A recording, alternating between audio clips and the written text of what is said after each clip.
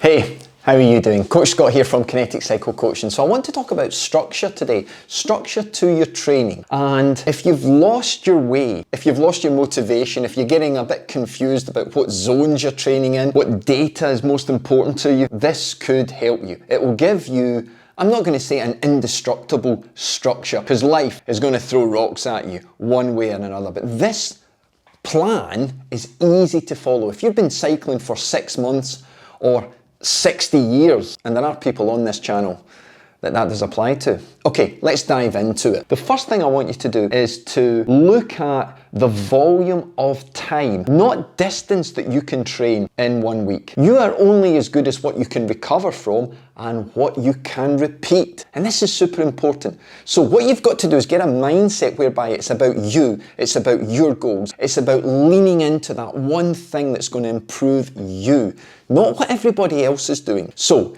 take 3 weeks for this first task. Yes, ride at times that suit you, in that you've got that time available, you can recover from it, and do this repeatedly for 3 weeks. And what you're trying to do is to look and see, what time have I really got? There's 168 hours in a week. If we take away 8 hours a night for sleep, lucky you if you get 8 hours, 56 hours, let's give you 40 hours for work. Let's round that up to 100. That leaves another 68 hours for you to do family things, to eat, to wash, to piss about in the toilet watching TikTok for an hour a day. There's always time. But what I would say is most people can find 6 hours. If you really try, you can find 6 hours. So look at your 3 weeks. Are they consistent? Is it the same volume of time? Because this is important. It is important that what you do 1 week, you can replicate. You don't have to find more time on week 2 or week 3. And I see this often on the internet. Find more time, find more time. Try and find the maximum time that allows you to work and recover. And this time is what you're going to repeat, because in step 2, I want you to understand the 2-hour rule. Now, the 2-hour rule falls into play in a lot of what we do in cycling. There are 2 hours of available fuel in your muscles and your blood for any given ride. Now, I don't want you riding without fueling, but that gives you an idea of what you can do. The 2 hours is what you must aim for at least once a week. Can you fit that longer ride in? Because even though lots of research shows that yes, we can create the stimulus for mitochondrial density from VO2 workouts, from short hit workouts, it is important to get out there and do those longer, steadier rides, or even harder rides. Okay, so build that into your plan. Now, also, 2 hours is that upper and lower range that you're aiming for based on what you did in the 3 weeks. What is your average time you can spend? Now, let me explain that in simple school, early stages mathematics, okay? If you are riding 6 hours per week on average, give yourself the opportunity to push up to 8 or drop to 4. In that window of the 2-hour ride,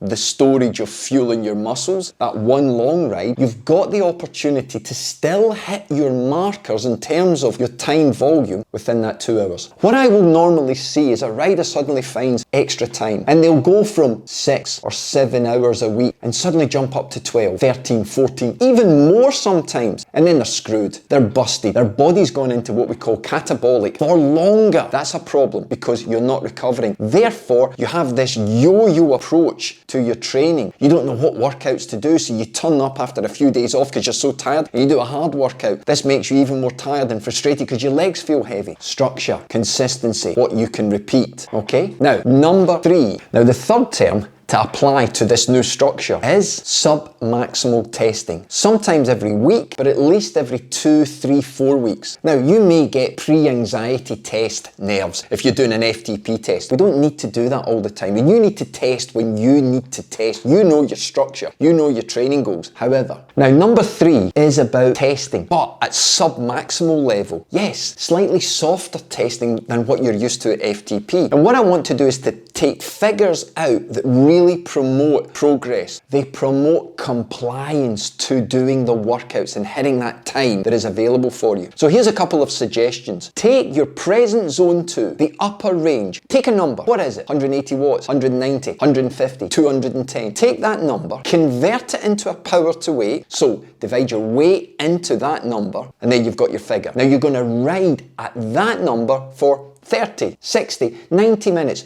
depending on what your training structure is like. Give yourself a time and do that. And do that today or do it tomorrow. And then you're going to do that every 2 weeks, every 3 weeks, every 4 weeks. And measure your maximum heart rate and your average heart rate for that time period you do. So over time, you're going to see a number of things. The max heart rate is going to come down. The average heart rate is going to come down. This is going to give you an indication that your cardiovascular system is developing. This is going to give you confidence and belief in what you're doing and following the process.